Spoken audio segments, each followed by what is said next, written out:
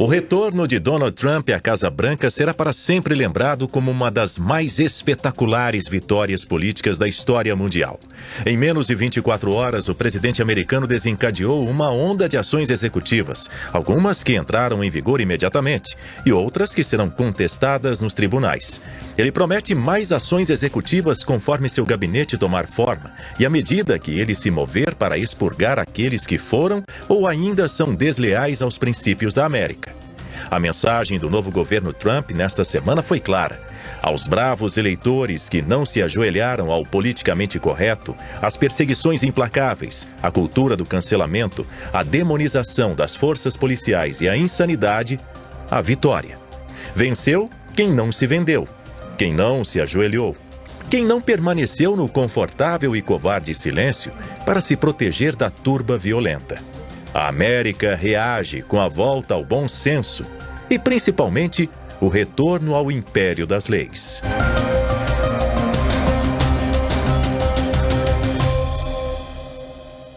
E nós recebemos agora o ex-presidente Jair Bolsonaro e também o deputado federal Eduardo Bolsonaro para uma entrevista em Oeste Sem Filtro. Muito boa noite, presidente Bolsonaro. Boa noite, deputado Eduardo Bolsonaro. Sejam bem-vindos. Obrigada pela entrevista. Obrigado pela oportunidade. É uma satisfação falar com um time tão seleto, com o comando, né, do nosso eterno Augusto Nunes. Um abraço a todos. Boa noite a todos. Presidente, quero abrir essa entrevista falando sobre a posse de Donald Trump na última segunda-feira, dia 20 de janeiro. Pergunto ao senhor como foi acompanhar à distância a posse de Donald Trump, como é que o senhor se sentiu ao ver as imagens, as fotos do evento, ao ver o seu filho e também a sua mulher, Michelle Bolsonaro, o representando neste evento tão importante aí da posse de Donald Trump? Primeiro, obviamente, né, preparei para ir. Chegou o convite oficial, o Eduardo recebeu, inclusive, e nós peticionamos o Supremo Tribunal Federal na pessoa do ministro aí, o encarregado do meu inquérito. Eu confesso que tinha esperança, porque afinal de contas eu não sou réu, as acusações são narrativas, mas infelizmente a decisão foi contrária. Só quero lembrar de uma coisa aqui, que vale até para o programa de respeito, sei disso, mas vale até como uma sessão de humor.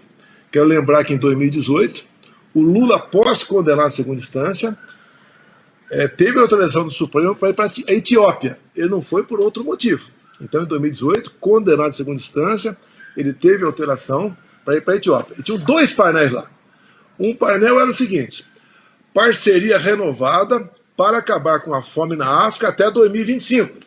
Eu acho que a fome vai acabar esse ano na África. Tá? E o outro painel, repito, mesmo condenado em segunda instância, o outro painel, vencendo a luta contra a corrupção. Daria um programa para discutir isso aí, mas vamos lá. Logicamente foi negativo, me senti abalado, né? Fui ao aeroporto, eu me emociono, sou ser humano, né?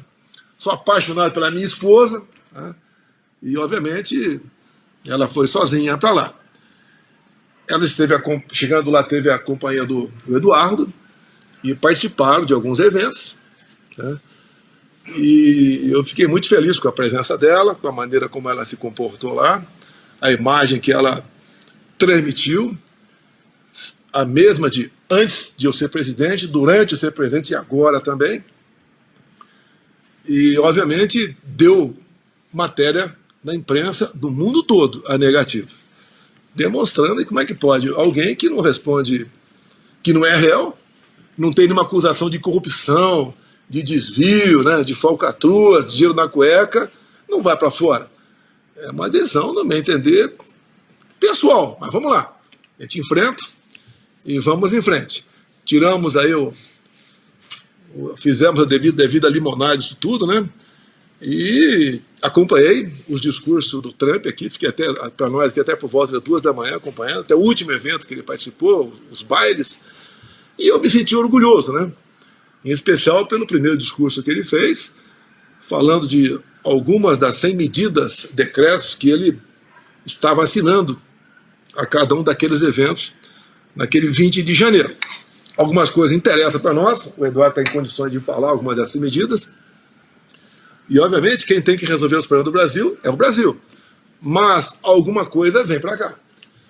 Então, é um exemplo que nós temos do que aconteceu lá, do que nós faríamos caso voltássemos. Deixo claro, ele retornou, o Trump. Temos muita coisa em comum, até a tentativa de assassinato. Um tiro que pegou na orelha dele, a facada em mim. A forma como ele perdeu as eleições lá. A forma como ele se empenhou depois, sofrendo o lawfare, né, que é o ativismo judicial em seu país, ameaça de prisão o tempo todo, como fazem comigo aqui no Brasil. Tá? E ele venceu a todos esses obstáculos. A gente espera vencer aqui também, porque eu digo, por exemplo, eu disputar uma eleição por inelegibilidade, qual foi o crime? Reuniu-se com embaixadores, participou do evento 7 de setembro, bem, no primeiro não teve abuso de poder político. O que eu ganhei com a reunião com embaixadores? Nada.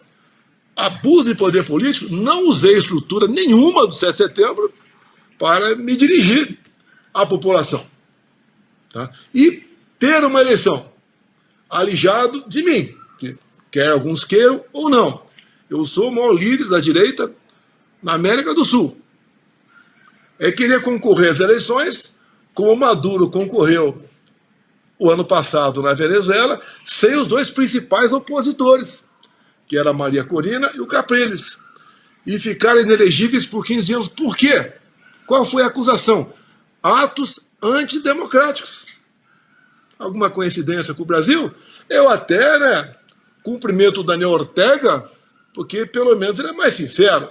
Lá a oposição não concorre, não por inelegibilidade, mas pelos 7 opositores estarem presos. Acusação, atos antidemocráticos. É a mesma coisa como está presa agora, pouca gente sabe disso, a ex-presidente da Bolívia, Janine Áñez, 10 anos de cadeia. Acusação, atos antidemocráticos.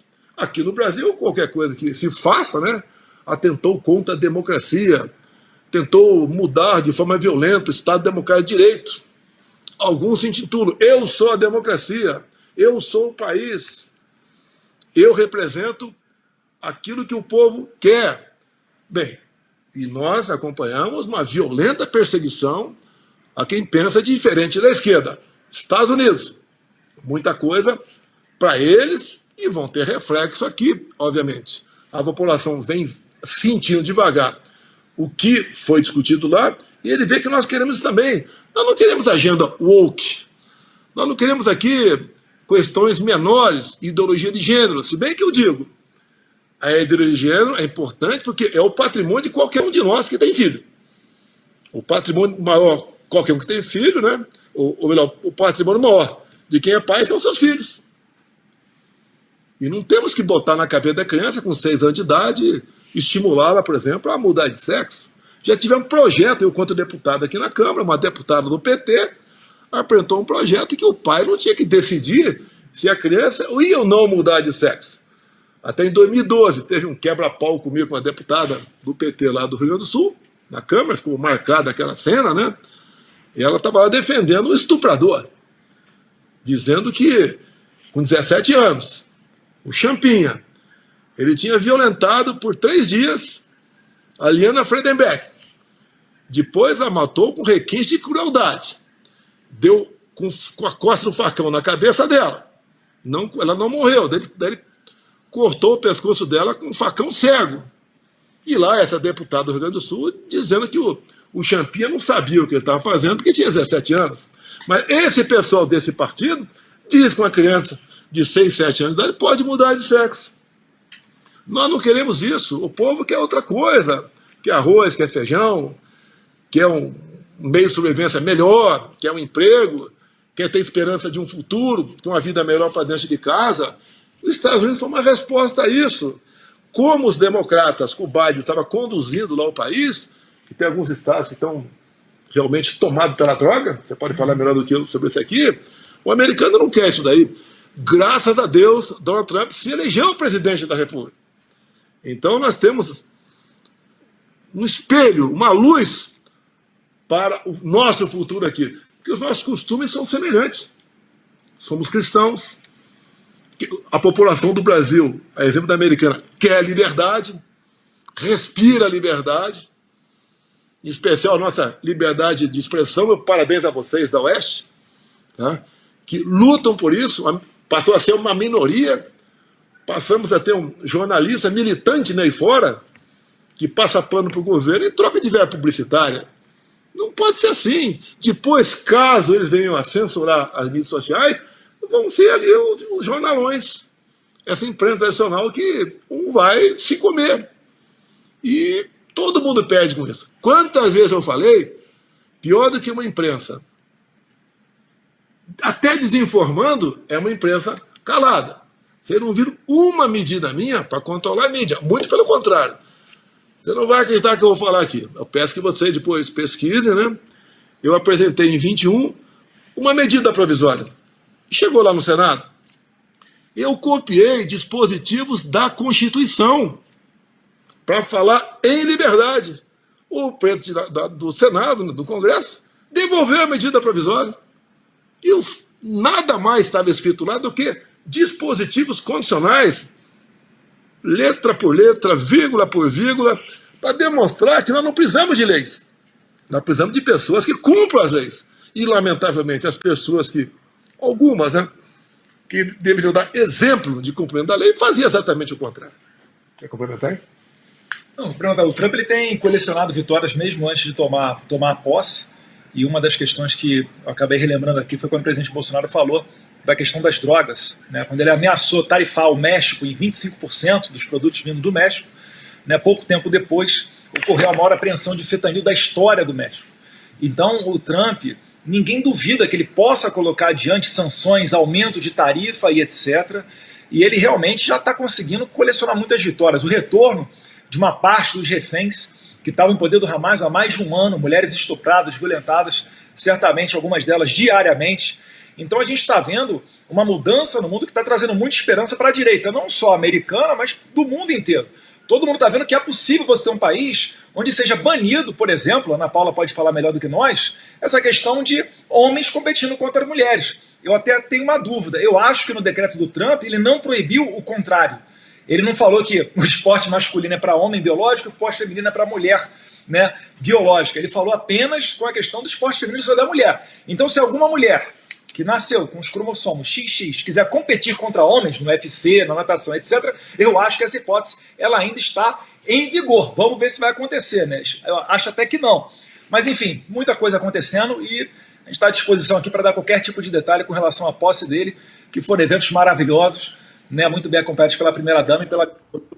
Perfeito. Deixa eu registrar aqui rapidamente a audiência. Já estamos com mais de 106 mil telas nesse momento acompanhando essa entrevista, além, claro, de quem nos acompanha pelas TVs e rádios. Eu vou abrir agora a entrevista para os nossos parceiros de bancada. Augusto Nunes, fica à vontade para endereçar aí sua pergunta ao presidente Jair Bolsonaro, também ao deputado Eduardo Bolsonaro, então a ambos. Fique à vontade. Boa noite aos meus companheiros de programa. Boa noite, presidente. É um prazer voltar a conversar com o senhor.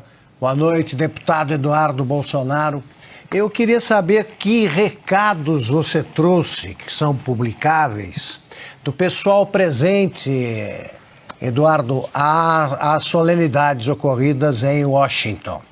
Você conversou com muita gente, nós vimos as fotos em que você aparece ao lado de integrantes da família, né, de um filho do Trump, conversando com autoridades.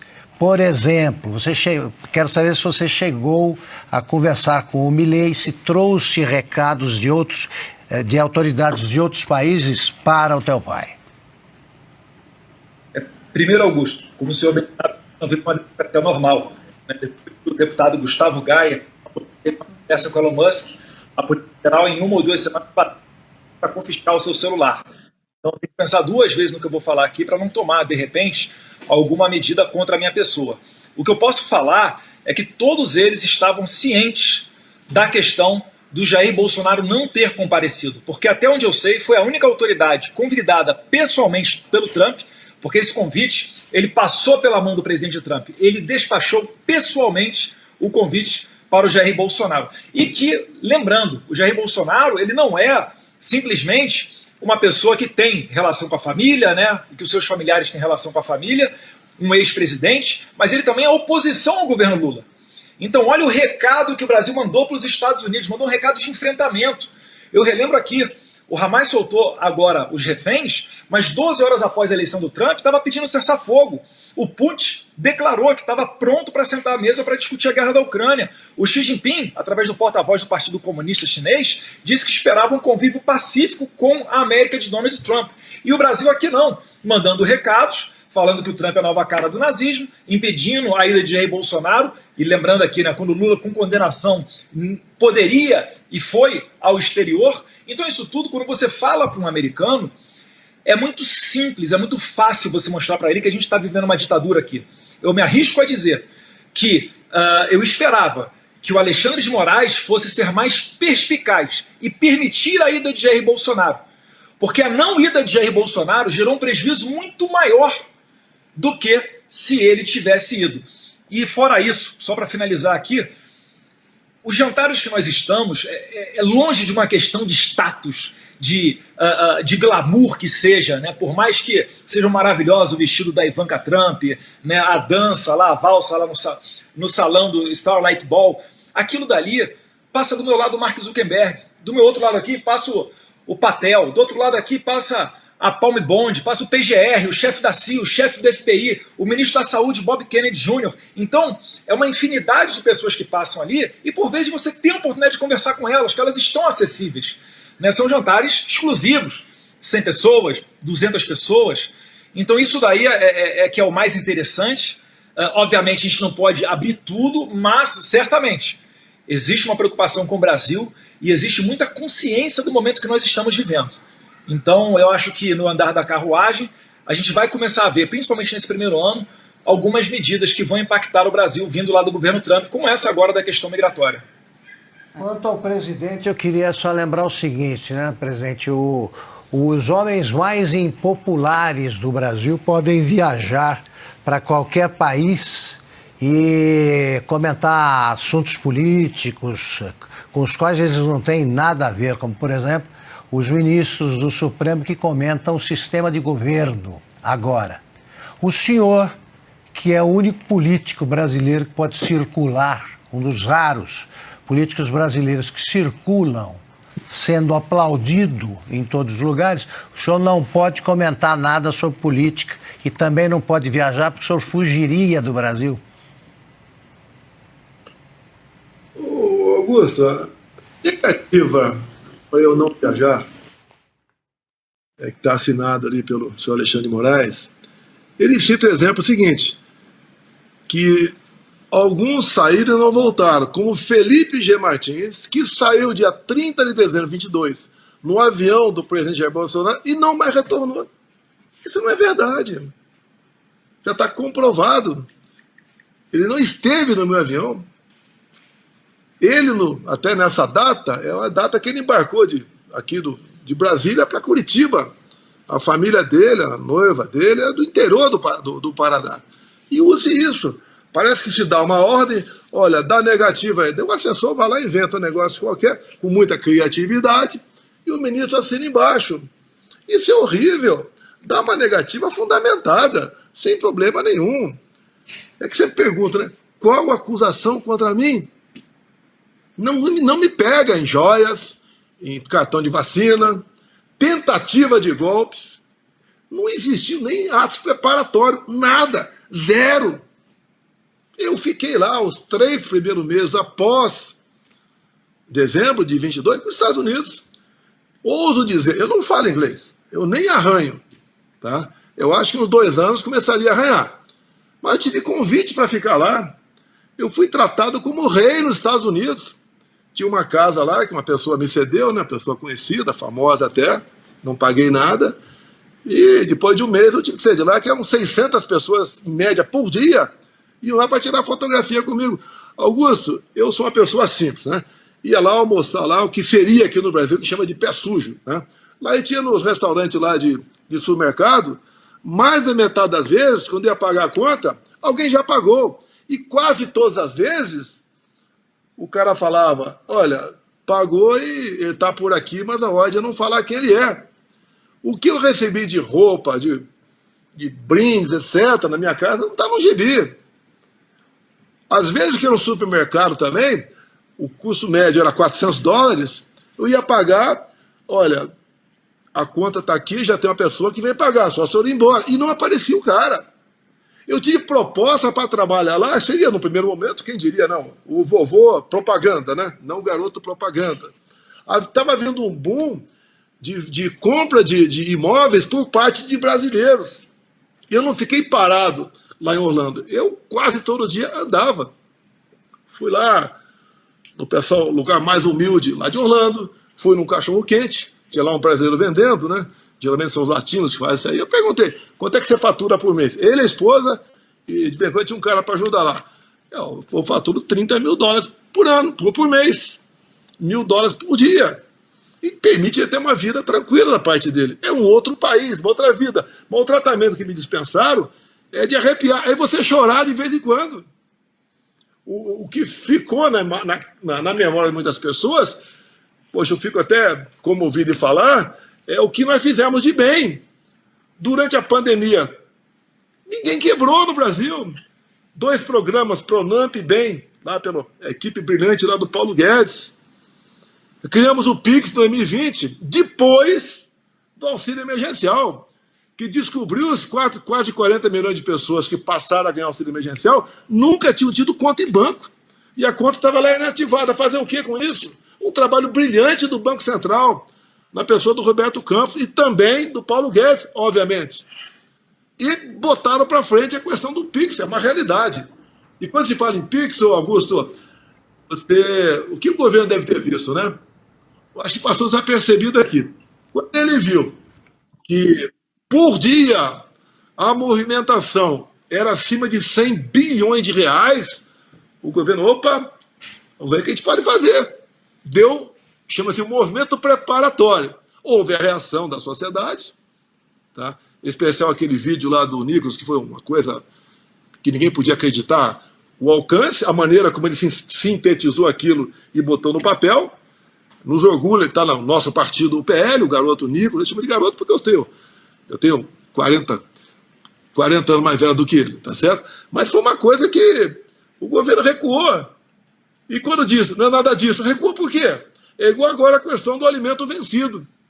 Querem convencer a população que tem uma data de vencimento que está ali, eles sabem como é que é aqui as questões no Brasil, e dizendo que a data pode ser um pouco mais flexibilizada. O que o governo pode fazer agora? Em vez de vender mais barato o alimento depois dessa data, né, ele aumentar o imposto até a data do vencimento real. Presidente. Porque se cria aí, ele pode criar para isso o imposto do pecado. Pois não. Perfeito. Deixa eu rodar aqui com mais perguntas dos nossos comentaristas. Alexandre Garcia. Presidente, deputado Eduardo, tudo bem? Presidente, vou desviar um pouquinho, estamos falando bastante de Estados Unidos, queria falar de Brasil. Dia 1º de fevereiro tem a eleição dos presidentes da Câmara e do Senado. E, como a gente sabe, são 2 cargos que têm um poder praticamente absoluto sobre a pauta das 2 casas. Pode sentar em cima e não votar, né? Lá no Senado, o Senado é o único lugar que, aprovando o nome de ministros do Supremo, também tem o poder de reprovar, né? Se um determinado ministro não for o guardião da Constituição, como deve ser. E eu vi que o senhor está apoiando Alcolumbre, mas no mandato anterior de Alcolumbre, ele sentou em cima de pedidos de impeachment de ministros do Supremo. Eu gostaria de saber por que o senhor está apoiando Alcolumbre. Olha, eu acho que uma vez ele eleito, o comportamento não vai mudar muita coisa. O Davi Alcolumbre está eleito. É um final aí de Copa do Brasil, né? Por exemplo, aí o Flamengo e o CRB, lá de Alagoas, do presidente da Câmara, Arthur Lira. Você já sabe qual é o resultado. Tá? E a votação é secreta. O que acontece? Nós, um dia cometemos um erro. Nós sonhamos em eleger o Rogério Marinho em fevereiro de 2023. E ele teve em torno de 33 votos. 13 votos nossos e 20 de outros partidos. E fizemos o possível. Perdemos. E quando você perde, você fica sem mesa diretora, nenhuma vaga lá, e sem vaga em comissão. Se quiser convocar um ministro, quer convocar, por exemplo, a ministra Nise agora, que está com problema de dengue, entre outras coisas. Você não pode convocar. Se quer convocar o Haddad para explicar a questão de alimentação com prazo de validade, além do carimbo ali na lata, você não pode. E também na mesa. O que nós estamos negociando com esse apoio é a primeira vice-presidência. A primeira vice, você já participa da mesa. Você pode, numa ausência lá do Alcolumbre, botar em votação, por exemplo, o projeto da anistia. A gente não quer esperar a anistia para o futuro presidente de direita, caso seja eleito em 26, vai tomar posse em 27. Tem um pessoal que está preso aqui que é uma tortura. Se o elemento está preso porque fez algo de errado, é regra do jogo. O cara estuprou, sequestrou, assassinou. Eu não vou falar em corrupção porque você não tem punição para isso. Tá? Tudo bem, mas essas pessoas, isso é tortura. Cada segundo para eles lá é uma eternidade. Eu amanhã vou ver o jogo do Palmeiras na televisão aqui, como a semana passada eu vi o Palmeiras na Copa de Futebol Júnior ser eliminado, fiquei chateado, mas quem está lá dentro está assistindo o jogo olhando para o concreto. Nós temos que trabalhar nesse sentido. E mais, se nós não temos, por exemplo, uma comissão e também uma vaga na mesa, o total são mais de 100 cargos que vai para oposição, para outros partidos. E nós não temos como trabalhar. A gente vai ser zumbi. A gente joga, inclusive, com esse reforço, para nós termos uma boa bancada por ocasião das eleições de 26. Não adianta um candidato aí, não quero falar o nome dele, né? É uma votação de uma candidatura até de protesto. Aí eu tenho um nome a zelar. Todos nós temos um nome a zelar. Mas nós não podemos perder essa chance. Nos fortalece para 26. Agora você pode ver, daí o outro lado, né? O outro candidato. O Bolsonaro foi candidato 3 vezes a presidir a Câmara dos Deputados. Sim, é verdade.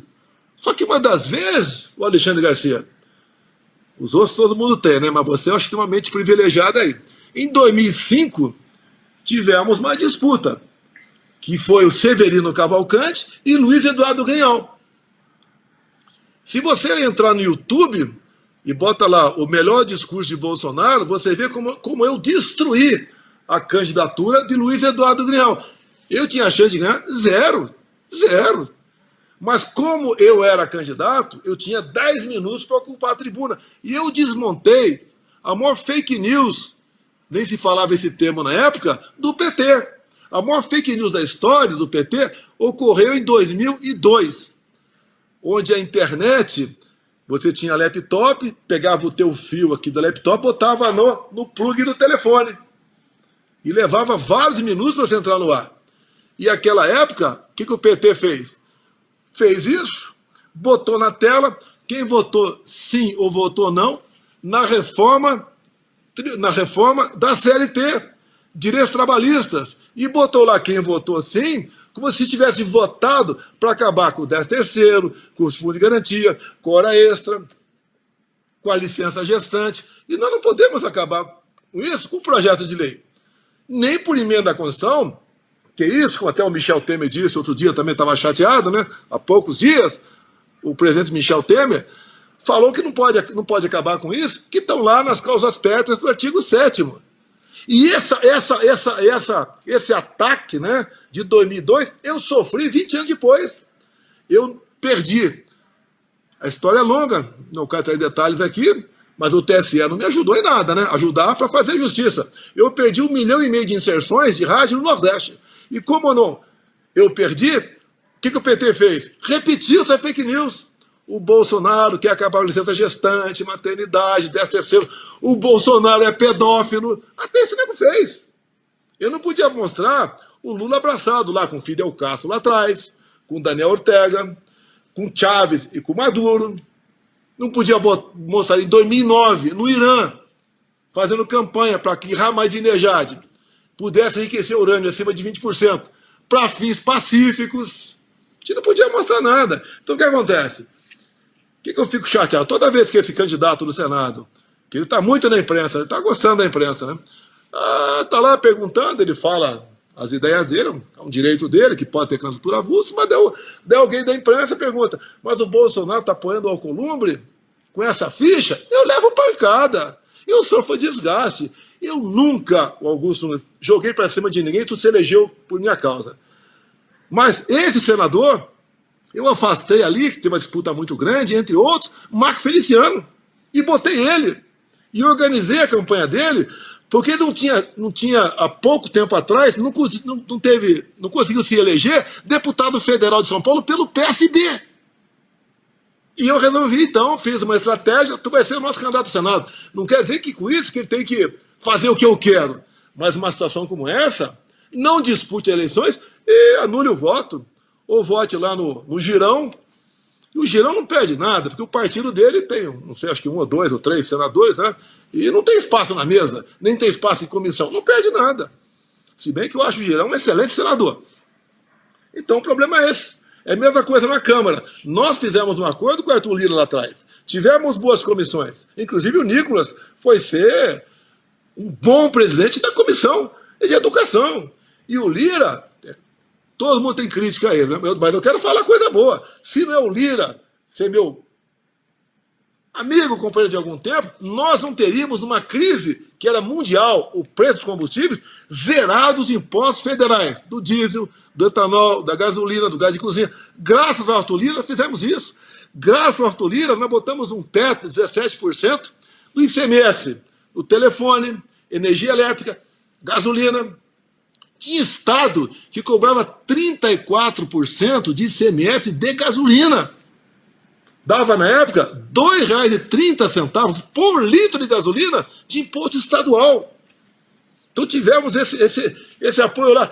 Achar que o que eu quero, que o Lira quer, nós vamos conseguir tudo, não vamos conseguir. É o possível. E crescemos. É uma marca nossa essa questão de diminuição da carga tributária, que o próprio Paulo Guedes deu declaração depois. Estamos reduzindo impostos, estamos arrecadando mais. É que o Trump tem falado agora, e já começou a fazer. Vai diminuir a carga tributária, inclusive dos ricos. Perfeito. Não é o papinho sempre aqui, né? Vamos cobrar, o rico não paga imposto. Eu lembro quando zerei os impostos federais, entre outras coisas, de jet ski. O cara tá vendo o rico. Não tem nada a ver. Quem toma conta na marinha do jet ski é uma pessoa humilde.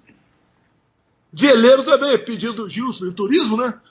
Gilson, por que se quer zerar os impostos de importação de veleiro? Ele falou, cada veleiro na Europa, lá são 7 milhões de veleiros.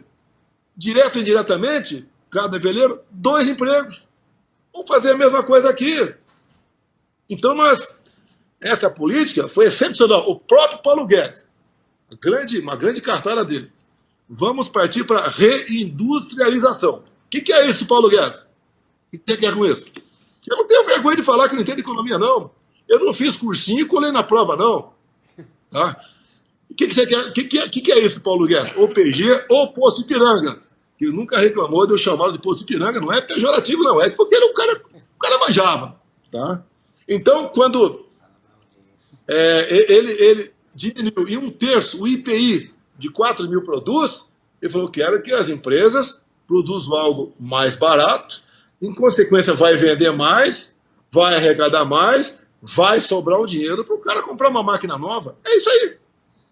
Mas nós demos exemplo, o que seria uma reforma tributária? Essa agora que foi feita, que o PL, dos 90 e poucos deputados, 80 votaram contra, tem os trairinhos ali que votaram sim, né? A maioria é de uma região do Brasil, porque eles sempre gostam de um carguinho, etc. Mas a conta é salgada para todo mundo. Nós vamos fazer a devida depuração em 26, mas estamos fazendo essa parte. Mostramos para o Brasil que você pode diminuir a carga tributária e arrecadar mais. Perfeito. Presidente, deixa eu registrar nossa audiência nesse momento, mais de 132 mil telas acompanhando o Oeste Sem Filtro nesta sexta-feira. Vou incluir Adalberto Piotto na nossa conversa. Muito boa noite, Piotto. Boa noite, Paula, aos meus companheiros de bancada. Presidente, boa noite ao senhor. Deputado Eduardo, boa noite também. Eu vou permanecer nesse assunto de uma forma muito objetiva. O senhor falou já, presidente, em relação à questão de cargos na mesa diretora e também em espaço em comissões, mas do ponto de vista de pautas para serem votadas no Senado. E a mesma pergunta, deputado, em relação ao Hugo Mota, que deve ser o candidato também vencedor, é o que mais tem chance de vencer na Câmara. Negociou-se também algumas pautas, ou seja, por exemplo, a questão de fazer a anistia avançar na Câmara primeiramente, ou, por exemplo, o Senado realmente se preocupar em fiscalizar o Supremo Tribunal Federal? A pergunta ao presidente e também ao deputado, por gentileza. Olha, o acordo aqui é genérico. Por exemplo, tá, vamos supor a proposta de anistia pronta na Câmara. Se a gente conseguir a urgência, que o presidente não ainda vete, ele bota em votação a urgência. Se passar, que tem que ter maioria absoluta, entra para o plenário. Agora, eu sei que a esquerda, ela abre o jogo. O compromisso é não aprovar a anistia. Pessoal da esquerda, não tem nada a ver esquerda ou direita, pelo amor de Deus. Tem alguns exemplos que são marcantes. Aquela mulher com 2 filhos pequenos, mal deixaram as fraldas, escreveu lá, perdeu, 17 anos de cadeia. Eu tenho um vídeo com 6 crianças, de 10 anos até 1 ano, lá de Ji-Paraná, que está condenado a 17 anos o marido, está foragido, não sei onde ele está foragido. Tá? Essas crianças estão crescendo sem o pai. Essa senhora não pode trabalhar. Com 6 filhos em casa, não tem como trabalhar. Como é que ela está vivendo? Pessoas humildes. E o marido dela fez um frete para Brasília. Ele é caminhoneiro. Chegou aqui na sexta, descansou no sábado, resolveu domingo passear lá pela região da Praça do Leopoldo. Depois estava tudo quebrado. Que o quebra-quebra foi antes do pessoal chegar lá. Foi fotografado, visto, pronto. Tentativa armada de mudar o Estado Democrático de Direito. Pelo amor de Deus, não existe isso. Ninguém quis dar golpe. Até o próprio Múcio falou. Golpe, o povo vai, o exército vai atrás. Não teve um soldado na rua. Eles querem fazer uma vinculação comigo no 8 de janeiro. Não houve golpe no 8 de janeiro. Eu estava fora do Brasil, eu estava em Orlando. Talvez lá tivesse, segundo eles, organizando um golpe com o Pateta, o Pato Donald e a Mini do meu lado. E chega a ser risível isso daí. Até eu tive outro dia, conheço gente no mundo todo, e alguns têm amizade. Passou um cara aqui de Israel, ele falou, que golpe é esse que o Mossad não estava sabendo? Ainda paga vexame lá fora. E alguns se arrostam aqui, né? Salvamos a democracia. Que democracia? Tirar de mim e botar no colo desse cara que chama o Trump agora de nazista, de fascista. Que esse cara que acha que o Hamas não é um grupo terrorista. Se você ver, deixa uma mulher do programa falar, você vê as primeiras mulheres, 3 que apareceram, uma estava andando de forma esquisita. Por quê? Lá a mulher é objeto. Estupro lá é refresco para eles. A mulher não tem direito a prazer. A mulher é um objeto que leva tapa na cara. O tempo todo assim. Não considero, este atual governo, não considero que aconteceu em Israel e continua acontecendo. Não foi um ato de terrorismo, não é tortura. O que é tortura para esses caras? Tortura é uma velhinha aqui, está com a bandeira do Brasil nas costas, abrir debaixo do braço. Isso que é tortura, isso é terrorismo, isso é ser golpista. Ainda botam lá tentativa armada. Me apresente uma arma de fogo, uma arma branca. Pegaram um estilingue com algumas bolinhas. É o que eu vi o editorial do Estado de São Paulo, de 2, 3 dias atrás. Parabéns, Estado de São Paulo. Meu primeiro emprego, né? Eu era jornaleiro em Eldorado Paulista. Lá no editorial, falando o que claramente? Que o governo acabou. Só resta a farsa da defesa da democracia. Está o jornal do Estado de São Paulo. Parabéns, Estado de São Paulo. Só sobra a farsa da defesa da democracia para o Lula, para o PT. Como um editorial de 2, 3 meses atrás, do Estadão também, onde ele fala, PT, um partido popular sem povo. Não teve povo nem durante as eleições. O que é comum, né, quando se fala em lua de mel, pelo menos no primeiro ano, onde o presidente vai, o povão vai atrás. Ele não saiu, não foi para lugar nenhum. Não era bem recebido em nenhum lugar. Diferentemente de mim, durante a campanha e pós-campanha. Porque o povo acredita em mim, porque a gente fala a verdade. Eu lembro quando eu vim candidato a presidente, né? Eu confesso, eu não sei o que aconteceu comigo. Foi em 2014, eu resolvi me candidato. Tudo bem. E comecei a usar a passagem bíblica do João 8,32, da verdade. Tem uma mulher, uma repórter da Veja, falou para mim, se você continuar com a campanha do João 8,32, da verdade, você não vai chegar. Eu falei, então eu não vou chegar. Eu não vou para Manacapuru, no Amazonas, passei em Niuaque também, servi lá, para falar mentira para os caras. Uma passagem minha para o BH, essa marcou, né? Eu me empolguei e falei, ó, se eu for eleito, vou arranjar uma saída para o mar para Minas Gerais. No dia seguinte, a imprensa desceu o cacete em mim. Eu complementei, vai ser via Pacífico. Não vamos tomar nada do Espírito Santo, nem do Rio de Janeiro, vai ser via Pacífico. Pancada de novo.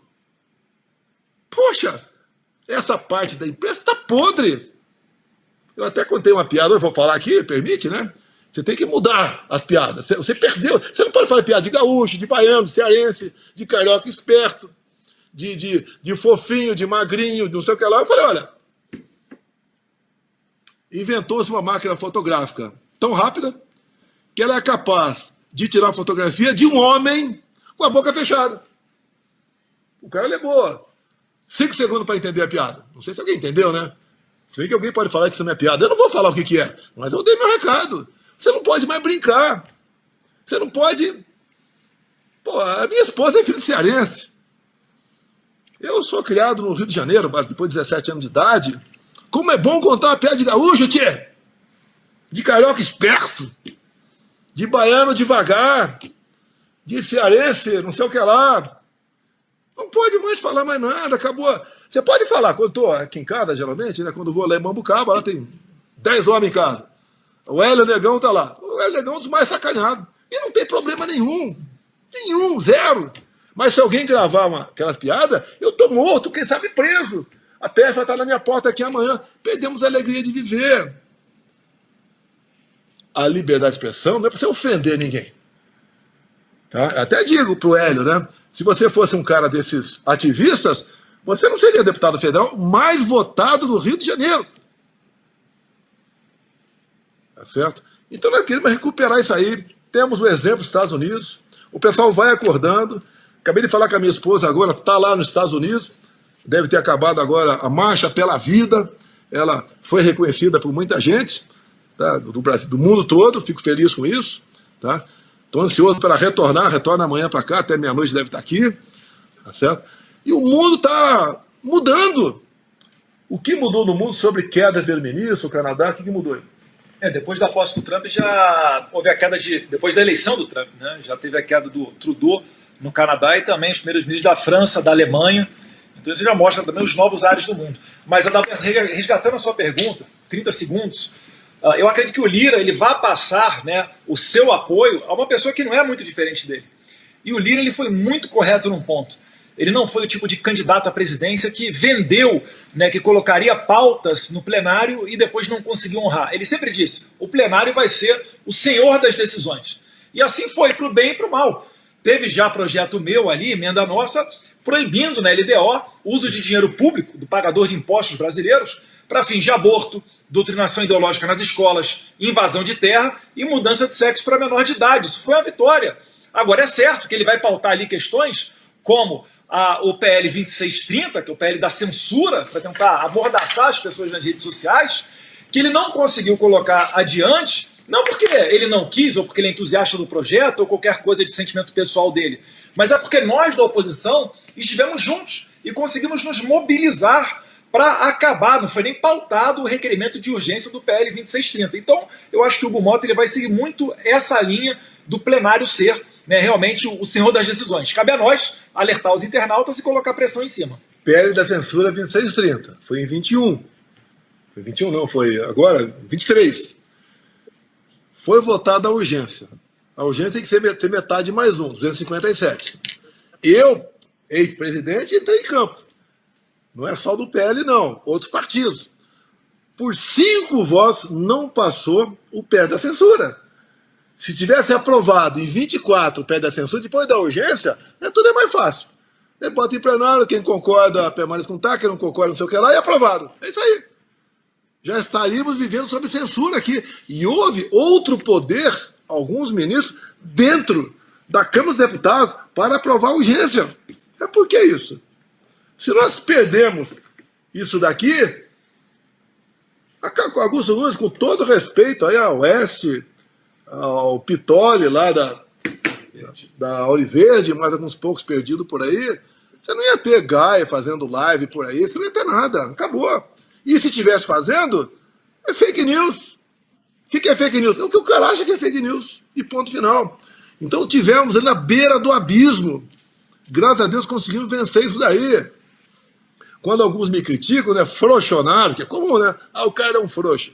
Eu estava lá em 70, nas matas Vado Ribeira, que era de Eldorado Paulista, lá, olhando para onde foi o Lamarca. Nem o pai dele tinha nascido. E o cara está me criticando e esculhambando. Até costumo dizer, né? Eu sei das minhas limitações. Eu não sou o cara, tá? Tem milhares de pessoas mais inteligentes do que eu por aí. Mas eu sou a canoa velha que está ali na margem do rio para atravessá-lo cheio de piranhas. Se tocar fogo na canoa velha, você vai ter que atravessar o rio cheio de piranha num toco de bananeira ou nadando. Você vai ser comido pelas piranhas. E aqui em Brasília está cheio de piranha, no sentido figurado, né? Que a preocupação é outra, é o poder.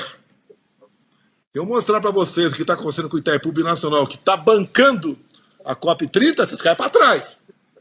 Deixo claro.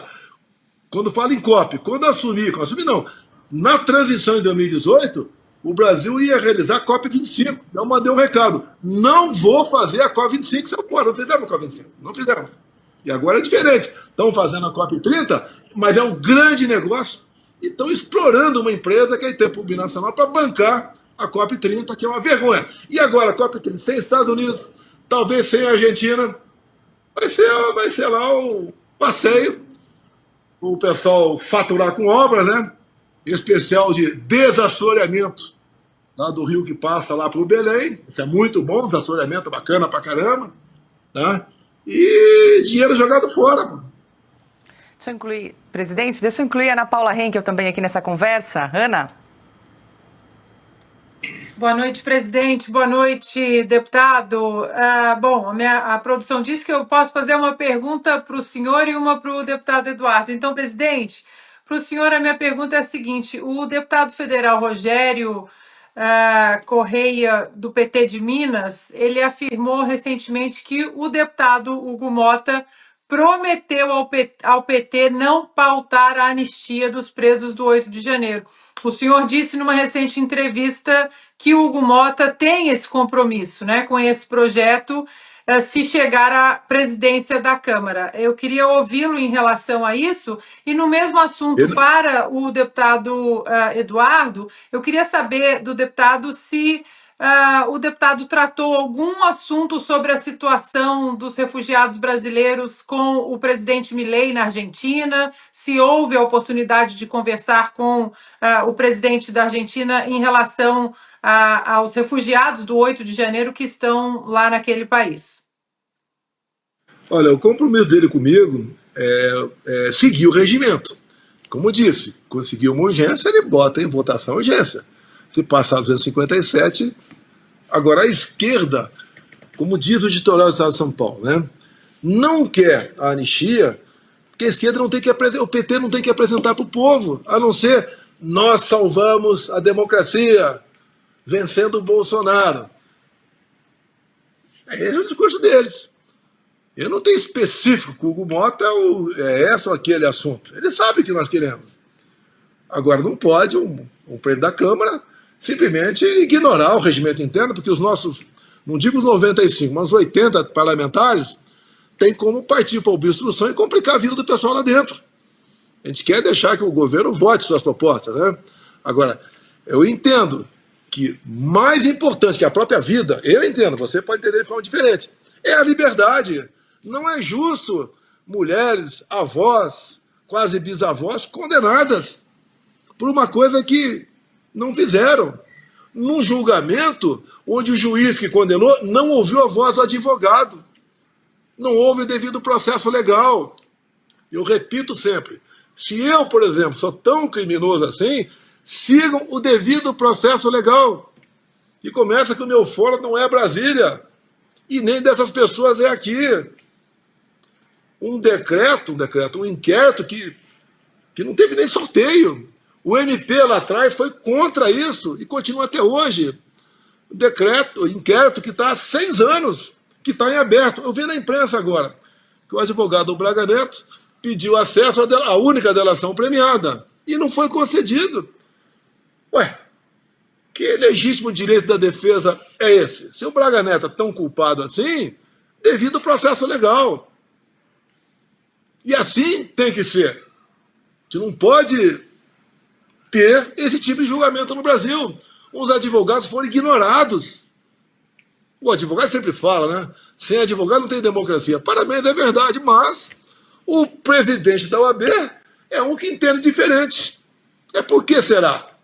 O que move agir dessa maneira? Quais são os seus temores? E eu sempre digo, vocês também devem dizer a mesma coisa, hoje estão pegando a gente.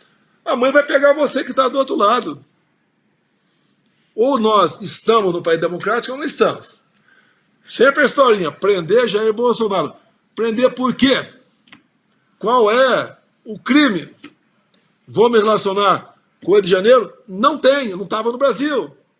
E achar que o pessoal do 8 de janeiro, ninguém tentou dar golpe ali. Ele planejou um golpe lá atrás. Não existiu planejamento de golpe nenhum. Golpe não se planeja com estado de sítio, como foi acusado lá atrás. Golpe se planeja não é só com o militar. Se planeja com o setor da sociedade. Se for olhar 64, né, falo que foi golpe. Não é, vamos discutir se foi ou não foi golpe 64. Mas até o AB apoiou. Toda a imprensa, exceto a última hora. O pessoal do campo concordou porque não queria as suas propriedades, né, sendo confiscadas para a turma lá do Julião, que era a Mercedes antigamente. Os empresários, a mesma coisa. A Igreja Católica aderiu com a marcha com Deus pela família. É isso. E aqui teve o quê? Inclusive, né, vocês já falaram muito aí, eu quando consigo acompanhar vocês, quando sobra um tempo, né? O chefe da BIM recebeu 33 alertas que ia ter problema na esplanada. E depois vem as imagens do Flávio Dino, mais de 100 câmeras. Olha, se o golpe é do Bolsonaro, mostra as imagens. Querem passar o trator? Vamos condenar. Dei 17 para esse pessoal, vou dar 30 para o Bolsonaro. Passar o trator. Olha, o mundo está de olho no Brasil. O americano tem uma coisa que ele preza muito. Direitos humanos de verdade. Uma pessoa que está condenada, presa por ter cometido um crime, você não está atentando contra os direitos humanos. Mas um inocente, cumprindo pena de 17 anos, isso é desumano. O americano zela por isso. E eu tenho certeza que nessa parte, entre outras, né, a gente vai ter aqui os ventos dos Estados Unidos a nosso favor. Bem brevemente, Ana Paula, obrigado pela pergunta. Eu queria só citar aqui um trecho de uma matéria do Metrópolis para iniciar a resposta e ver a gravidade da nossa, entre aspas, democracia, que eu já não considero democracia, né? No Metrópolis tem aqui: ao mesmo tempo, o ministro ressaltou que Eduardo é um dos aliados de Bolsonaro que tem colaborado constantemente com a fuga de investigados pelos atos do 8 de janeiro para a Argentina. Abre aspas para Alexandre de Moraes. O apoio à ilícita evasão do território nacional dos réus condenados definitivamente pelo plenário do STF em casos conexos à presente investigação e a defesa da permanência clandestina no exterior, em especial na Argentina, para evitar a aplicação da lei e das decisões judiciais transitadas em julgados, estão constantemente sendo corroboradas pelo deputado Eduardo Bolsonaro, que, segundo a própria defesa, teria intermediado os convites para a viagem requerida pelo indiciado Jair Messias Bolsonaro para os Estados Unidos, fecha aspas, diz Moraes. Ou seja, né, eu estou sendo acusado de uma maneira velada, isso aqui é uma ameaça típica de regimes autoritários, para dizer o seguinte: olha, Eduardo, estamos de olho em você. O que você está fazendo está dando margem para a sua própria prisão preventiva, que é a fuga de pessoas condenadas para que não seja aplicada a lei penal. Isso daqui vem no momento depois de Glenn Greenwald, a quem eu devo a minha liberdade, ter feito matérias publicadas na Folha de São Paulo, que ele teve acesso às conversas de WhatsApp de juízes assistentes de Moraes, onde eles falam: o Alexandre mandou pegar o Eduardo Bolsonaro. E na falta do que me condenar, e eu levo isso aí como uma medalha de honra no meu peito, Porque se eu fosse um vagabundo, tivesse roubado R$1 do contribuinte, a gente estava pegando 10 anos de cadeia. Mas na falta de encontrar alguma coisa, tentam me colocar na cadeia por eu estar segurando uma bandeira do blog Laderete Diário, cujo dono do blog é um argentino, careca, que fez lives depois da eleição brasileira criticando o processo eleitoral brasileiro. E aí diriam que ele é antidemocrático e que eu faço parte de uma trama internacional para acabar com a democracia brasileira. Isso dito, eu tenho que medir as minhas palavras, mas podem ter certeza, da Argentina ao México, onde houver pessoas com problemas com a justiça que procurem o serviço de um deputado, de um advogado ou qualquer coisa nesse sentido, é o nosso trabalho estar atento a isso daí. Para mim, a anistia é a pauta número 1. Eu vou até tentar conversar de novo com o Hugo Mota, em que pese achar o deputado Rogério Correia, que deu essa informação, que o Hugo Mota não vai pautar a anistia. O Rogério Correia é um deputado, com todo respeito, fanfarrão. Ele está no nível do André Janones. É uma pessoa deplorável, que quando foi diplomada, agrediu o deputado Júnior Amaral. Então, difícil acreditar nele, mas pode ter certeza, Ana Paula, a anistia para mim é o projeto número 01 que eu pretendo colocar minha maior energia. Quero reforçar, me desculpa aqui, a abusão do programa, o editorial do Estado de São Paulo. Só sobra para o PT a farsa da defesa da democracia. Então esse deputado de Minas Gerais aí, se não fizer isso, vai defender o quê? Daí ele fala, olha, ele pode até falar, tá tudo ruim no Brasil, mas você tem democracia graças a nós. Tá de sacanagem. Tá de sacanagem. Tá? Querer falar que o PT defende a democracia, por que mandaram o representante lá na Venezuela para a posse do Maduro? Faltou o Lula, né? Faltou coragem moral para ele ir para lá. Ele fala que o Trump é a volta do nazismo e do fascismo com outra face. Mas não vai na Venezuela. Por que você não foi para lá? Por que você não foi para a Rússia? Ah, você caiu no banheiro? Ou você sabia que o Maduro ia estar lá nessa reunião do BRICS? Que agora virou festa, né? O BRICS agora virou festa. Entrou lá Cuba, Bolívia, Nigéria, Uganda, Uzbequistão, está na fila Venezuela, Irã. Onde tem ditadura, ou não tem direitos humanos, ou não tem desrespeito às mulheres, está lá o PT apoiando.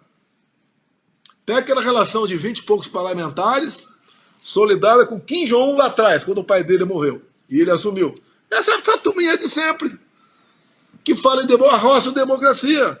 Olha, só apoio o Hugo Mota se ele não botar em pauta isso. Esse pessoal do PT, falar que não tem escrúpulo, já sabe que não tem. Agora eu vou apelar como ser humano, não tem coração também. Essas pessoas que estão presas são avós, são mães, são pais de várias crianças. Nunca viram uma arma de fogo na frente. Acusar de golpista, mudar de forma violenta o Estado Democrático de Direito, isso é uma mentira. E cada vez mais a população vai entendendo o que está acontecendo. O que te apela, que até para você, petista, tá? É uma pacificação nacional. Ninguém acredita mais que as pessoas queriam dar um golpe. Você não dá o golpe num domingo, onde não tem um líder. Ele tenta o tempo todo arranjar um líder, né? Olha para mim, não tem liderança. E falar que eu tentei dar um golpe dos Estados Unidos, ao lado do Pateta, do Mickey, isso é uma palhaçada. Eu mandei para os Estados Unidos, peguei no Banco do Brasil, tinha 800 mil reais, transformei em dólar e botei no BB América. Eu queria dar um golpe com essa grana. Primeiro, dar um golpe com 100 e poucos mil dólares. E outra, dar um golpe dos Estados Unidos, você dá de outra republiqueta por aí. Ou pode pensar em dar, pode até pensar em dar. Os Estados Unidos nunca. Ninguém acredita nisso. Fizeram uma onda terrível, né? E ninguém acredita nisso. Aí daí, tinha um plano para matar, não sei quem tinha um plano para matar. Primeiro, um plano absurdo, né? É um plano inexequível. Vai sequestrar, envenenar. Porra, vocês querem entubar isso, esse narrativa? Daí vai lá e lê a matéria num jornalão qualquer, né, que está recebendo o Pix para apoiá-los. Olha, temos um país fantástico, que é o Brasil, tem tudo para dar certo. Eu posso falar alguma coisa que eu faria caso retornar, alguma coisa parecida com o Trump lá. Logicamente, falaria para o povo se houver candidato, né? Se ele me der 50% do parlamento, igual o Bukele fez lá em El Salvador, eu resolvo. Quando alguns me criticam, o cara perdeu a chance de fazer lá atrás. Foi frouxo. Você faria o quê no meu lugar? Eu tinha lá oposição tudo quanto é lugar. De poder judiciário, era pelo menos uma ação por semana. Oposição da esquerda, obviamente. Tá? Do outro lado, eu fiz um governo sem negociar cargos. Por isso que os estatais deram lucro, agora estão dando prejuízo. Me permite falar rapidinho aqui, Itaipu Binacional. Comigo nós fizemos a segunda ponte.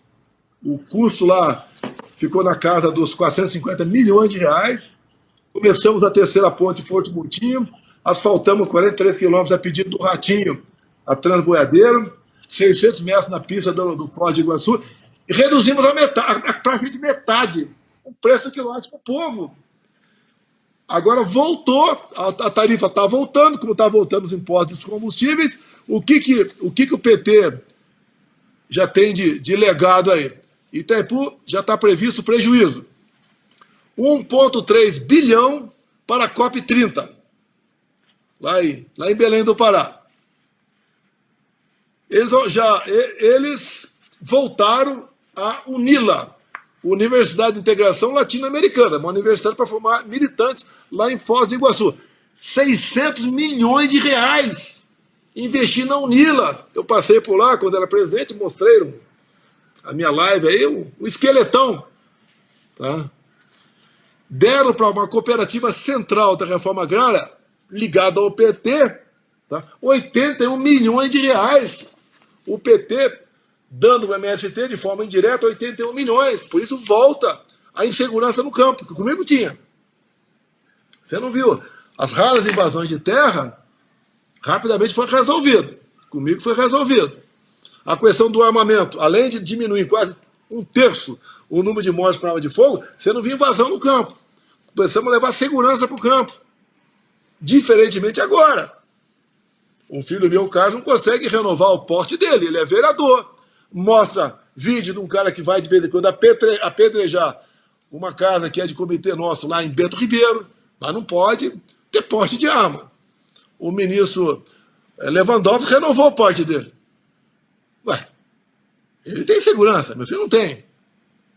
Então a gente fica vendo, tá certo? Como estava o Brasil voando no segundo semestre de 22, apesar da pandemia e da guerra, 54 bilhões de superávit, o Tarcísio com propostas de 1 trilhão de investimento nos próximos 10 anos, umas 30 pré-contratos de ferrovias privadas pelo Brasil, terminamos a Norte e Sul, não é dinheiro público a Norte e Sul, é privado.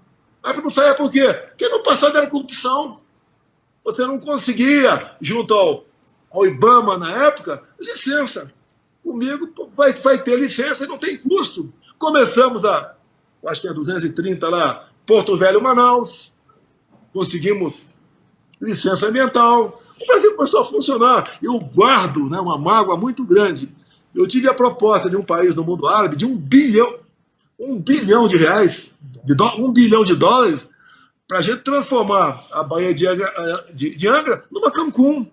Por que não foi para frente? Já tem um decreto ambiental que demarcou a estação ecológica de Tamoios. E eu tinha que desmarcar o decreto. Mas decreto ambiental que desmarca é o parlamento. Não tive força para isso. Voltando com 50% do parlamento, eu faço isso.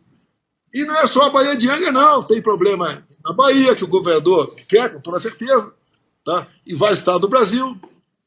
Eu não demarquei nenhuma terra indígena, já temos 14% demarcado, não demarquei nenhum quilombola. Então você vai dando segurança. Comigo ninguém discutiu marco temporal, não se discutiu comigo 40 gramas de maconha para a galera, aborto.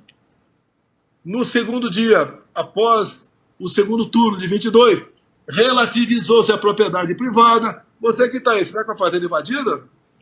Depois de 10 anos, 12 ou 15, você consegue terminar a luta na justiça pela reintegração de posse, agora essa reintegração vai ter que ser submetida a uma comissão formada por gente do Poder Executivo, com toda certeza, pessoal do MST, para saber se a reintegração vai ser feita ou não. Não tem como o país ir para frente dessa maneira. Presidente, agora 19h14, a gente está caminhando aqui para o fim dessa entrevista, desse bate-papo. Nós chegamos a 140 mil telas, maior live do Brasil nesse momento, de telas simultâneas acompanhando essa entrevista aqui em Oeste Sem Filtro. Quero agradecer muito aí ao presidente Bolsonaro, também ao deputado Eduardo Bolsonaro. Agora, falando rapidamente sobre eleição 2026, presidente, o senhor aí como a maior liderança da direita no Brasil, hoje está inelegível. Claro que essa situação pode ser revertida. Nesta semana o senhor concedeu algumas entrevistas a alguns veículos de comunicação falando aí de possíveis nomes à mesa para a sucessão presidencial. Então gostaria de ouvi-lo nesse respeito. Quem seria o nome caso a sua inelegibilidade não seja revertida até 2026? O senhor citou alguns nomes, citou o nome dos seus filhos, Flávio Eduardo Bolsonaro, também da sua mulher Michele Bolsonaro, que está aí, inclusive, no retrato atrás de vocês. Queria ouvi-lo, se o senhor tivesse que escolher hoje um nome, quem seria? Olha, a CNN me entrevistou 40 minutos, completou agora 24 horas, mais de 500 mil visualizações na CNN. Eu não citei nenhum nome. Eles que falavam o nome. Eu não citei nenhum. Eu não disputar a eleição por estar inelegível por essas acusações, isso é negar a democracia. É o nosso... Que nome em inglês lá? Lawfare. É o ativismo judicial decidindo nas eleições. Quem tem que escolher quem é o chefe dele é o povo. Não é um juiz do Tribunal Superior Eleitoral. Ele se reuniu com embaixadores, inelegível. Esperou mudar 2, ou lá são 7, né? 2 na indicação do Executivo. Ele que botou, na verdade, indicou, da lista tríplice indicou 2 e foi para votação. Ele usou a estrutura do 7 de setembro. Não é verdade. Eu não disputar eleições por causa dessas acusações é uma negação da democracia. É o que o Maduro fez na Venezuela. Tornou inelegível, porque lá são 15 anos, as duas maiores oposição a ele. Até digo, o Daniel Ortega, da Nicarágua, está sendo mais corajoso. Lá não tem inelegibilidade. 7 na cadeia. Aqui é a mesma coisa. Se me botar na cadeia, abuso de autoridade. Qual a acusação? Até tenho desafiado uma grande rede de televisão, né, que tem perdido audiência. Eu falo, olha, 2 horas comigo, 8 das 10 da noite, ou até meia-noite, se quiserem, vão ter a maior audiência da história e a gente vai discutir esse assunto. Vocês me acusam, eu quero 30 minutos para falar das potencialidades do Brasil. Para falar do Vale do Rio Cotingo, na Erborema, para falar da Renca, no Pará, né, para falar no Rio Paraná sobre a nova rota de drogas, por aí como deve fazer, do meu relacionamento com os Estados Unidos, o que fazer com o Fernando Noronha, é uma região estratégica, é mostrar que países do mundo cada vez mais estão entrando aqui, se passar na Câmara, que já passou no Senado, comigo, junto com o Lira, conseguimos segurar na Câmara. Venda de terra para estrangeiros é o fim do Brasil, e vocês sabem quem é que vai comprar o Brasil. Nós sabemos o que tem que fazer. Sabemos de quem devemos nos aproximar. Temos a nossa autonomia, tá? Nós realmente prezamos pela nossa soberania. Mas quando eu converso, por exemplo, conversava com o governo americano, eu sabia que o PIB deles é 14 vezes maior do que o nosso. Então não é de igual para igual. Como o Lula falou agora, eu não quero brigar com os Estados Unidos. Ô bebê, você não quer brigar com os Estados Unidos? Você não vai invadir Porto Rico, como o Maduro acabou de propor para você, para tomar Porto Rico e Estados Unidos? Até deu o nome do batalhão. Ô fanfarrão, você não responde, não fala nada, ô fanfarrão? Tá a nossa política externa, essa desgraça que está aí. Uma vergonha. Não foi convidado para a posse do Trump. Você não vai ser convidado, vai ser convidado só para velório de ditador. como você foi do Fidel Castro lá atrás, mas ninguém. Quem quer conversar contigo? Só ditadores do mundo todo. Zelensky acabou de dar uma no meio dele. Zelensky acabou de dar uma no meio da moleira, né? Meu pai falava pau na moleira. No meio da moleira tua. Você falou que ia resolver o problema da guerra tomando cerveja. Que vergonha falar isso aí. Eu detesto Lula, mas, pô, fico com vergonha, pô. Desce outra cerveja. Ele e o Putin tomando cerveja. Eu tive 3 horas conversando com o Putin. Algumas coisas eu posso falar, outras não. Mas é um cara diferente, pô. Não vou elogiá-lo nem criticá-lo. É o teu país. Eu fui lá atrás de fertilizantes para o nosso agro. Que se eu não fosse negociar, como a guerra estava na iminência de acontecer, não teríamos fertilizante aqui. O agro ia perder a sua produtividade. Nós alimentamos mais de 1 bilhão de pessoas ao redor do mundo. Os preços aqui explodiam aqui no Brasil. O agro, que é o nosso orgulho, viu, Lula? Você fala que eles são fascistas, né? Você nem sabe o que é fascista, ou mente sobre o que é fascista. Mas sem o agro, complica a situação no Brasil. Você pode se abster de muita coisa, mas de encher a barriga, não. E fizemos a nossa parte. Deu 30 dias, chegaram quase 30 navios aqui de fertilizantes. Então, comandar um país não é fácil. O que eu me considero, quando citou aí nomes, né? Vários nomes citou. Citou Ratinho, citou Caiado, Zema, Tarcísio. Eles falaram em Flávio, falou Eduardo, falou em Michele. Então eu fiz um comentário em cima disso. Quando foi da Michele, teve o Paraná Pesquisa por 2 vezes, a Michele está ali quase na margem de erro para o Lula. É um nome? Bom nome? É um nome. Daí eu falei, olha, só se eu for chefe da Casa Civil. Daí pronto, daí foi o prato feito para a imprensa. Igual a Dilma, quando mandou o Bessias entregar lá o termo de posse para o Lula, se ele for preso e falar que é ministro. O Bolsonaro quer fugir do Supremo. Pô, você tem certeza que a Michele seria eleita? A Michele quer ser candidata? Vocês falaram, perguntaram, eu falei. Mas tivesse falado Augusto Nunes candidato, Alexandre Garcia, eu falaria alguma coisa. Eu falei. Agora, todo respeito, né? Com todos aí que estão falando, eu sei que pessoas mais inteligentes do que eu, um montão por aí. O Tarcísio é uma cabeça fantástica, baita de um gestor.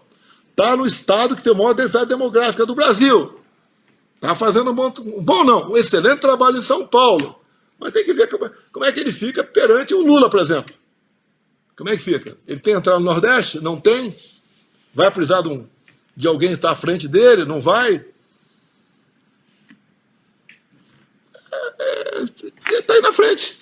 Agora, eu tenho um sonho de voltar a comandar esse país. Eu não tenho obsessão pelo poder. Eu tenho paixão pelo meu Brasil. E tenho conhecimento. E digo, se eu vier candidato, se o povo me der, nós temos 54 vagas para o Senado. Contando com o partido aliado, me der 40. Na Câmara, der metade para o PL. A gente resolve os problemas, pô. Dentro das 4 linhas, que tanto criticam, né? O cara critica, ele falou 4 linhas, e fala um palavrão. Você faria o quê no meu lugar? O cara não fala. Devia ter feito isso ou aquilo. Tá, feito como? Quando se fala em crítica. Crítica eu falar que o Augusto Nunes, por exemplo, estava jogando futebol e na ponta direita e é um perna de pau. Tá? Quem eu botei no lugar? No lugar do Augusto Nunes. Eu vou botar quem para jogar lá no lugar dele? O Piotr, né? Não dá, o Piotr é pior do que ele. Então você tem que ter uma alternativa, não é só criticar. É que eu disse agora há pouco, tem garoto dando pancada em mim sobre questões ideológicas, mas quando eu conheci a ação do Lamarca no Vado Ribeira, na minha cidade, Eldorado Paulista, 8 de maio de 1970, nem o pai desse garoto era nascido ainda. E querem mais prova que eu estou com o povo? Eu podia estar do outro lado. Eu podia estar me comportando como o Rodrigo Pacheco. Não ia ter problema nenhum. Não ia estar preocupado se a PF vai estar na minha porta amanhã cedo ou não. Não estaria. Zero.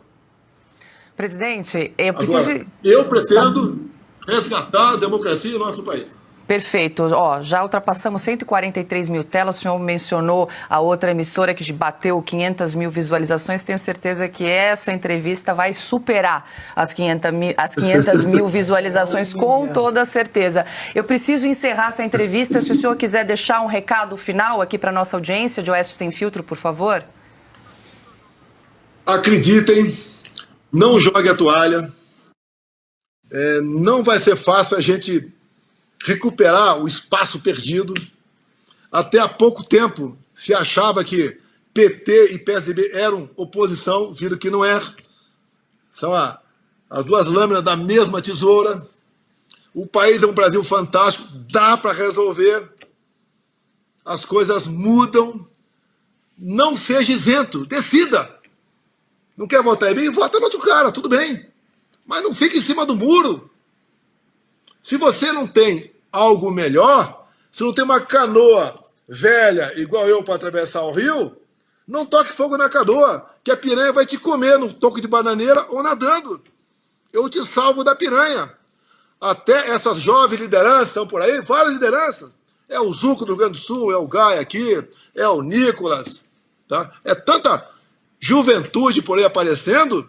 É o Tarcísio, que é um pouco mais velho, mas é jovem na política. Eles vão se moldando, vão se preparando para substituir a gente. Pô. E a gente tem como sair desse buraco. Se nós nos entregarmos, só tirar pedra, vai ficar pior para todo mundo. E olha, vocês estão vendo agora a política do Trump. Está tirando de lá os ilegais. Você não vai para lá. Você vai ter que pegar a tua canoa, né, que a minha vai estar quebrada, e tocar em direção à África, para buscar uns dias melhores na África. Porque você não vai aqui para o interior, aqui onde os bandeirantes foram do passado, né? Procurar os países aqui do lado aqui, que você não tem espaço para todo mundo. Nós somos 220 milhões de habitantes. Olha o que está acontecendo em Pacaraima, Roraima, com os venezuelanos. A gente não quer isso para nós. As mulheres chegam lá, muitas abusadas no seu percurso a pé, fugindo da ditadura venezuelana que o Lula apoia. Que o Lula foi lá fazer campanha para o Chávez lá atrás e para o Maduro também. Dá para mudar. E uma passagem bíblica que eu sempre cito, né? Por falta de conhecimento, meu povo pereceu. Busque conhecimento, que nós venceremos essa guerra. Me permitindo aqui 30 segundinhos também para finalizar essa grande audiência, né? Acho que o recado principal que eu deixo é que eu nunca imaginei que quando eu comecei a fazer esse trabalho de relação internacional, lá em 2018, ainda na transição do meu pai, quando eu viajei para os Estados Unidos, para Nova York, Miami e Washington, com o Felipe Martins, né, o Coimbra, começando a dar o recado para vários fundos de investimento, principalmente que o Brasil tinha mudado, eu nunca imaginei que a gente estaria nesse ponto, trabalhando pela liberdade, né, de outras pessoas, pela possibilidade da gente ter uma democracia, porque sem oposição não existe democracia. Pode ter certeza, cada vez mais os Estados Unidos está, sim, consciente do que está acontecendo no Brasil, e o recado de que não é democracia um país onde o líder das pesquisas não pode concorrer, tal qual ocorre, por exemplo, com a Maria Corina Machado, lá na Venezuela, ou a Janine Áñez, que o presidente falou aqui da Bolívia, ou os outros 7 opositores ao ditador Ortega que estão presos na Nicarágua, esse olhar será lançado para o Brasil. E eu finalizo. Trump, por exemplo, já deu um bom efeito aqui no Brasil. Vocês conseguem imaginar autoridades brasileiras banindo novamente o X, a rede X, o antigo Twitter, sendo que agora a Meta, Facebook, Instagram está copiando as políticas do X e todos eles, incluso ali o CEO do Google, YouTube, todas as demais redes importantes, TikTok, estiveram na posse de Donald Trump. Certamente não vai ser mais difícil, né, fazer esse tipo de coisa de república de bananas, né, com relação às redes sociais. Tendo liberdade de expressão, nós chegaremos lá porque a verdade está do nosso lado.